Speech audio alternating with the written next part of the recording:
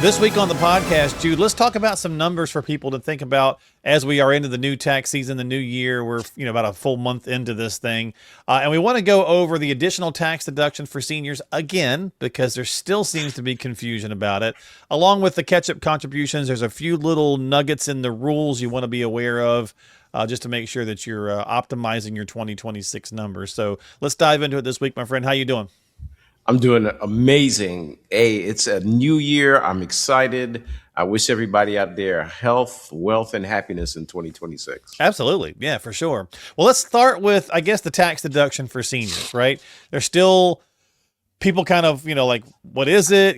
Is it tax free? There still seems to be all that kind of confusion around it. So one more time, let's talk about the changes in the OBBA, the one big beautiful bill, and what it actually is for seniors. Yeah, the one big beautiful bill has so many provisions in it, but the one that seems to be causing the most amount of confusion and the benefit actually is the one that's for seniors 65 and older. And basically they get an additional tax deduction of $6,000, and it's not permanent now. Right. It's through 2028. So for married couples, that means $12,000 total when both spouses qualify. Yeah. So for taxpayers to qualify, they must be turning age 65 on or before December 31st. And that deduction does phase out, though. It does start to phase out at income levels of 75,000 for individuals and 150,000 for couples. Yeah, let's talk about that phase out, Jude, because we'll just go with married folks, right? So it's 12,000 basically for the two of you if you qualify, and from 150 to 250,000, it starts to tick down, right? So if you make more than 250 as a couple, you don't get that extra deduction. Yeah, and it's always important to understand those phase outs because generally when you listen to something on the news, they give you the big headlines. Yeah. Oh, there's a new tax deduction, $12,000 for couples, but then they don't go into, very much into the details. So Understanding the phase out is important. Yeah, and a lot of this stuff was centered around helping lower in I think middle income brackets, right? So again, if you're a married couple making more than 250,000, you're not going to get this bonus deduction. But if you are in that window, if you're talking about $12,000, which kind of makes your Social Security kind of tax free, but not exactly what obviously the campaign conversation was, right? This was the middle ground, like they always do. They have to find some barter, and to your point, this only lasts until 2028 as well. Well, that I think you nailed it because the campaign promise was to make Social Security income tax free, and that doesn't quite do this, but it goes a long way for most people. Right. But here's an incredible benefit of this. In our firm, as we start to do planning for clients around this, what we're using it for is to look at Roth conversions or additional Roth conversions. If we already know we're going to get this tax deduction, why not go ahead and make a conversion and basically let the government pay for it? Yeah, and it's a pretty big number. If you're thinking about stacking all these things together, I'm just kind of look this up real quick here, Jude. Right, so the standard deduction is still 24 and some change, right? But if you stack all this stuff, that new senior deduction, if you qualify, to your point a second ago, plus the additional senior blind deduction, if you qualify, you're talking like almost $47,000 in standard deductions. That's pretty huge. Look, what I've been telling people in my seminars and clients that are coming to the office, taxes are on sale now, and the sales have gotten better. And so just like any other sale, it's going to end. It's a limited time offer. I feel like it's a limited time offer. We need that guy, but wait, there's more. Yeah, right? Exactly. I normally use the Kmart analogy. Yeah, it's a blue light special, and when that blue light shuts off, it's gone. Yeah. But in all seriousness, we've talked about this many times before. You and I, and most people, when I ask in the seminars, where do you believe taxes are going to go in the future? If you're going to believe they're going up, raise your hand.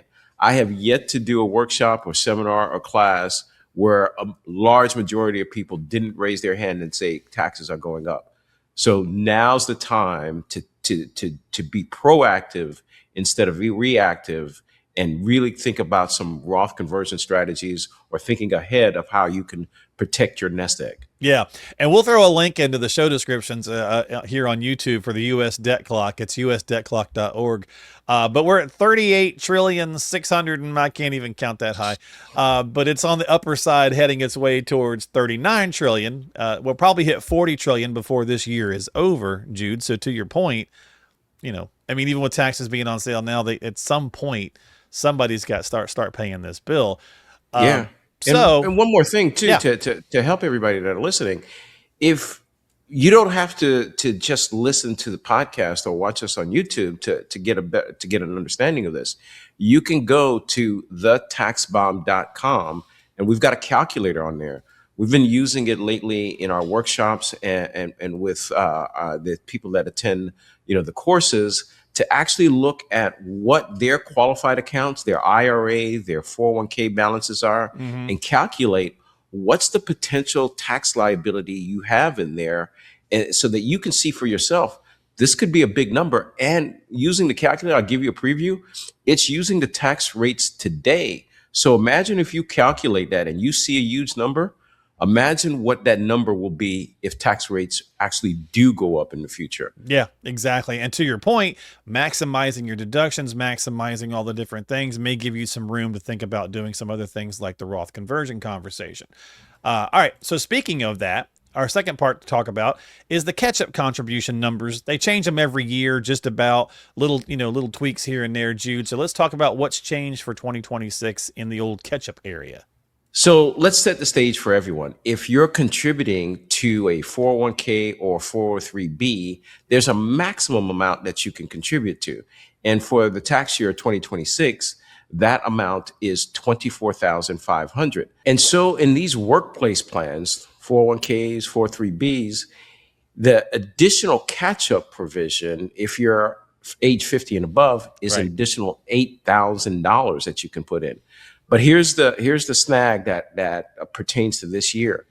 If you are a quote unquote high income earner, that may be different to different people, but what the IRS says is 150,000 and above, that catch up that you'd like to make has to go into the Roth portion of your 401k or 403b. Yeah, that's a great point, Jude, because that's a little wrinkle that a lot of people aren't aware of. So if you're making, decent money, 150,000 or up, the catch-up contribution has to go into a Roth 401k. So if you don't have that, might be worthwhile having a conversation with your HR department. More and more companies have them, so it's probably there.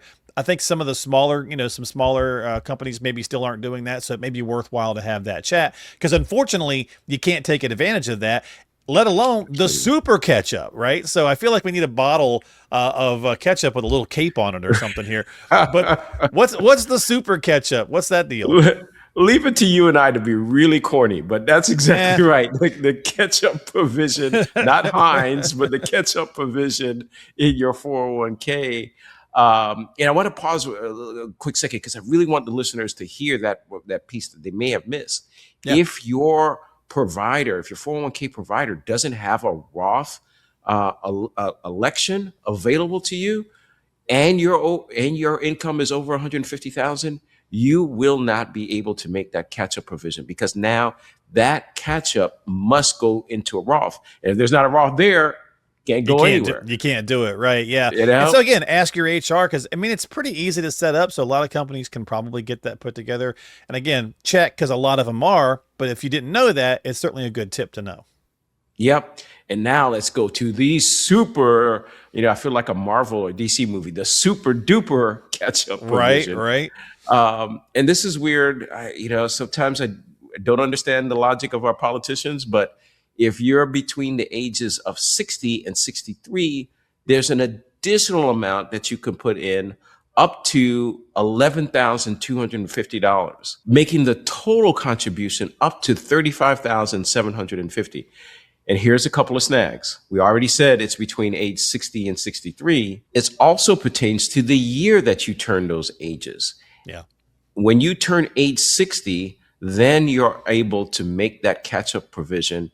But the year that you turn 64, you're no longer able to make that catch-up provision. So even if you were 63 during that year, If you turn 64, you can't make a dollar Yeah. of the contributions in that year. Yeah, it's a weird one too, right? Because it's like, why didn't they just take it to 65, right? It's like 60 to Would have made sense 63. to you and me, right? I don't get it. But look, I mean, if you're thinking about this, right? Jude, I've said for a long time that we're in winter right now. Technically, maybe not in Florida, but we're in winter, and we all look forward to spring and summer. And we treat Memorial Day like summer. It's like the unofficial kickoff to summer, even though it's not actually summer.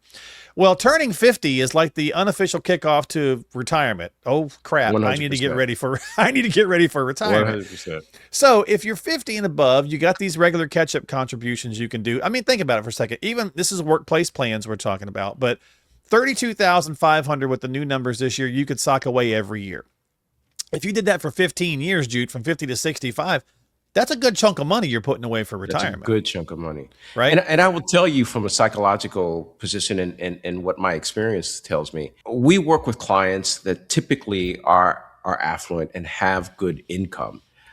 But very rarely do I meet a potential new client that says, you know what, I've saved the maximum my whole career. Right. Most people, when they come into the office, they feel that they are kind of behind a little bit. Yeah. And it's not until we do the analysis that we tell them, oh, no, you're right on pace. But psychologically, most people feel that they're behind. And to know that there's this catch-up provision that will allow them to, supercharge their contribution, it's a great relief to a lot of people. Yeah. And the government doesn't often get things right, but at least they did name this one appropriately. The catch-up contribution, again, it's been there for years, is a great tool for people to use. The super catch-up, I mean, it's just simple enough. It's weird, but hey, if you fall into it and you need some help and some guidance on that, again, reach out to Jude. And to his point, and as we wrap this up, Jude, until you run the numbers, you don't know where you stand. And most people do feel like they're behind the eight ball. And most people wind up, not most, but I've talked to a lot of advisors, but a lot more people than do not find themselves in a better position. They're like, oh, I'm pleasantly surprised to find out I'm in better shape than I thought I was, right? But you got to get the math run so you can find out where you stand. Yeah, I think we'll close out by saying this. It's not only enough to know that these provisions exist, it in combination with strategy, tax strategy, and projections about your retirement, we can use these provisions to customize a plan specifically for you.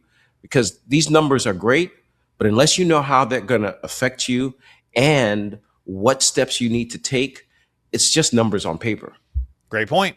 Well, if you need some help getting the numbers on paper and then understanding the numbers on paper, reach out to Jude and his team. We'll have links in the show description below. Of course, he's serving folks all around the Florida area, but he's got clients outside of the state as well. So if you need some help, reach out to him, right? So we'll have those links down below. You can go to thetaxbomb.com that he mentioned earlier, thetaxbomb.com. You can also go to their main website, and we'll have all those links down below. So click on one of those, get some time, have a chat, and don't forget to subscribe to us on Apple, Spotify, and right here on YouTube. Hit that little thumbs up and that notification bell so you catch new episodes.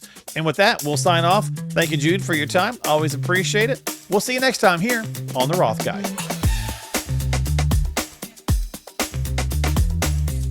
Financial planning and advisory services are offered through Prosperity Capital Advisors, PCA, an SEC-registered investment advisor with its principal place of business in the state of Ohio. Centrus Financial Strategies and PCA are separate, non-affiliated entities. PCA does not provide tax or legal advice. Insurance and tax services offered through Centrus Financial Strategies are not affiliated with PCA. Information received from this podcast should not be viewed as individual investment advice. Product discussions and illustrations are hypothetical in nature and will vary based on many factors, including but not limited to age, health, product, insurance carrier, and product design. You should consult the insurance carrier website and policy for detailed information. For information pertaining to the registration status of PCA, please contact the firm or refer to the Investment Advisor Public Disclosure website, www.advisorinfo.sec.gov. For additional information about PCA, including fees and services, send for our disclosure statement as set forth on Form ADV from PCA using the contact information herein. Please read the disclosure statement carefully before you invest or send money.